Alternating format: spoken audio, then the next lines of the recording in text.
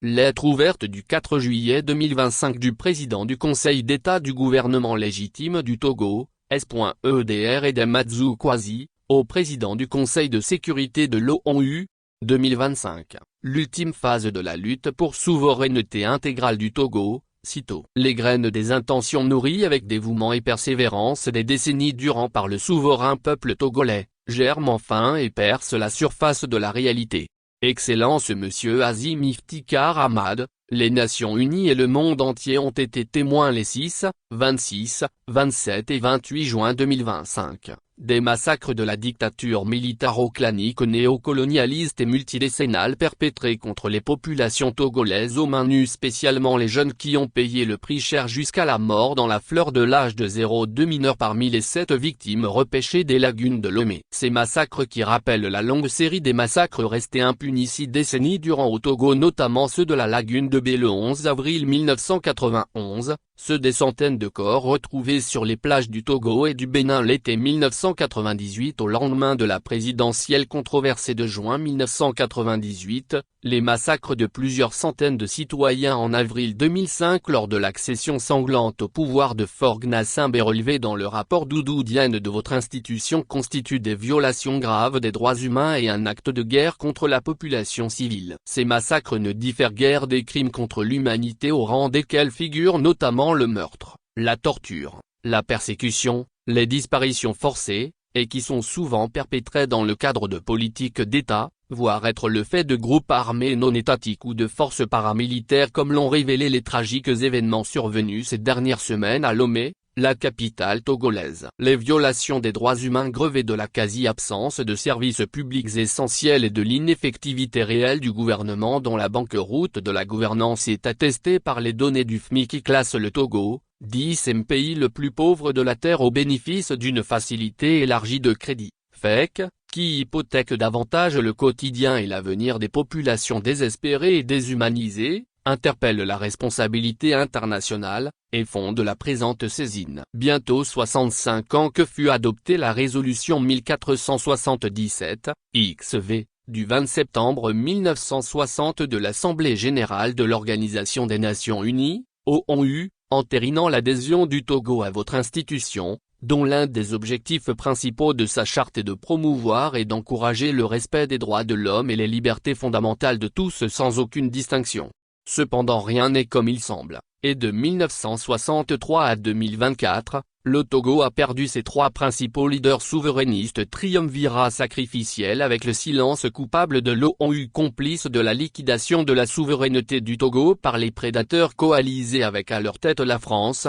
État colonial à qui fut confiée la tutelle de notre pays par la Société des Nations au terme du traité de Versailles du 28 juin 1919. Toutes les saisines de l'ONU, notamment le secrétaire général depuis le sextuple coup d'État électoral, militaire, judiciaire, médiatique, diplomatique et constitutionnel au lendemain de la présidentielle du 22 février 2020 sont restées lettres mortes alors que l'ONU s'est faite la garante de la souveraineté des peuples sur terre de par sa charte. Il est enfin temps que justice soit faite au souverain peuple togolais. Et il y va de la crédibilité des Nations Unies vivement sollicitées pour leur implication active dans la judiciarisation des crimes contre l'humanité au Togo. Peut-il avoir de souveraineté sans devoir de protection des droits de l'homme? Nul État ne peut prétendre à la souveraineté absolue sans démontrer la volonté de protéger les droits de son peuple. L'État qui revendique sa souveraineté ne mérite le respect que s'il protège les droits de base de ses citoyens. Ces droits émanent des droits des citoyens. L'indifférence de l'ONU semble devenir constante sur le dossier togolais, comme en témoigne son mutisme actuel sur le coup d'État constitutionnel du 6 mai 2024 suivi du parjure de plus du 3 mai 2025 qui consacre une acéphalie au sommet de l'État togolais insidieusement transformé en royaume avec la confiscation de la souveraineté populaire, ce qui soulève un grave problème éthique, juridique et politique sans précédent auquel ne saurait se soustraire le Conseil de sécurité après tant de tergiversations sur la question togolaise qui montre à suffisance la faillite de la dictature néocolonialiste sexagénaire soutenue par la France. La situation actuelle du Togo s'apparente à celle d'un État failli devenu une plaque tournante de la haute criminalité internationale comme en témoigne le massacre du 24 août 2024 à Barsalogo et les tentatives de déstabilisation du Burkina Faso. et renvoie donc à la tragédie nationale actuelle des populations togolaises avec des répercussions sur la stabilité régionale et internationale. L'énucléation de la grave crise politique sans précédent que connaît le Togo constitue donc un impératif éthique pour la communauté internationale, spécialement l'ONU, qui a une haute responsabilité historique envers le Togo au regard des 9 graves contentieux qui les opposent depuis le traité de Versailles. 6 des 9 contentieux sont dans ma lettre ouverte du 20 septembre 2022, auxquels les 3 derniers relatifs aux assassinats des leaders souverainistes de la dynamique Monseigneur Capozzaro, DMK, et au coup d'État constitutionnel du 6 mai 2024. Le gouvernement légitime du Togo en exil issu de la volonté souveraine du peuple togolais lors du dernier scrutin présidentiel du 22 février 2020. Rappelle utilement au Conseil de sécurité de l'ONU que la souveraineté de l'État signifie la souveraineté du peuple. Face à la grave violation de la souveraineté du peuple togolais abandonné à son propre sort, le gouvernement légitime du Togo en appelle au Conseil de sécurité pour qu'elle se saisisse du dossier togolais afin d'une part d'user de tous les moyens nécessaires pour une sortie de crise pacifique reflétant véritablement la sagesse de conscience actuelle de la jeunesse et des populations togolaises, et d'autre part de faire respecter par la République française la résolution 1514, XV, du 14 décembre 1960 de l'ONU, de même que les dispositions du point 7 de la Déclaration des Nations Unies sur l'octroi de l'indépendance aux pays et aux peuples coloniaux.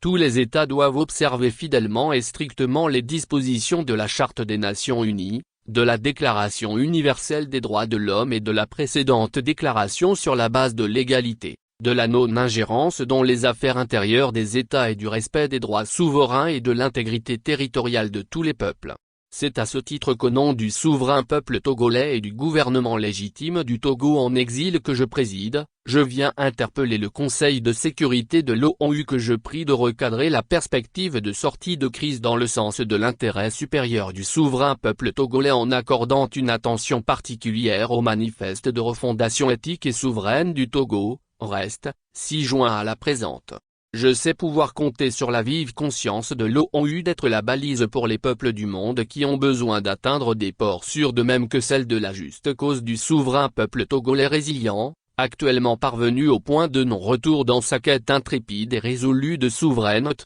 de justice, de gouvernance éthique et vertueuse et de prospérité partagée pour tous. Veuillez agréer, Excellence Monsieur le Président du Conseil de sécurité, l'assurance de ma considération distinguée et mes lumineuses pensées. Dr Edem Kwasi, PJ, Manifeste de refondation éthique et souveraine du Togo, reste, CC, Son Excellence Donald Trump président des USA, Son Excellence Vladimir Poutine président de la Fédération de Russie, Son Excellence Cyril Ramaphosa président de la République d'Afrique du Sud, Son Excellence Ibrahim Traoré président de la République du Burkina Faso, Son Excellence Joao Lourenço président de la République d'Angola, président en exercice de l'Union africaine, Son Excellence Assimi Goïta président de la République du Mali, président la Confédération des États du Sahel, C. Son Excellence Bola Tinubu président de la République fédérale du Nigeria, président en exercice de la CEDEAO, Son Excellence Emmanuel Macron président de la République française, Son Excellence Friedrich Merz chancelier fédéral de la République d'Allemagne, Son Excellence Keir Starmer Premier ministre du Royaume-Uni, Son Excellence Antonio Guterres secrétaire général de l'ONU,